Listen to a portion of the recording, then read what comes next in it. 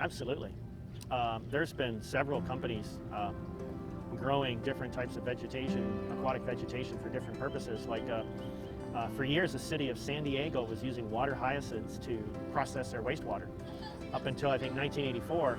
And they had a football field size of water hyacinths piled up because nobody knew what to do with them. So the water hyacinths would remove all the pollution out of the water, the majority of it, and get it to drinking water standards at the time. And then they would harvest those hyacinths and put them up in a pile. So since no one knew what to do with them, and it started to stink because it was rotting, they decided to go to a standard multi-billion-dollar sewage treatment facility, and it now costs them 20 times more to process their wastewater. That's what NASA discovered. When you use vegetation to clean your sewage, it costs 1/20th of the cost, 20 times less than a standard sewage treatment facility. That's incredible.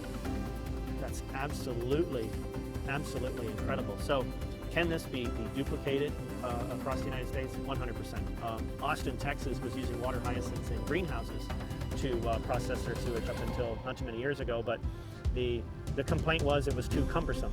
They didn't have the equipment or the skill sets to harvest the water hyacinths and didn't know what to do with them. They're not compost experts, they're not equipment experts, they process sewage, right?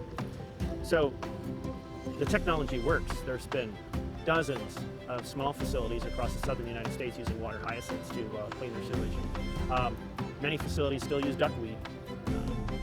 Disney World used water hyacinths for several years to clean their sewage. And so there's definitely a place for it. We just have to master logistics, which we have. We harvest the weeds and we juice them, and then you can pump them and use them in an agricultural setting. So yes, we can do this across the United States.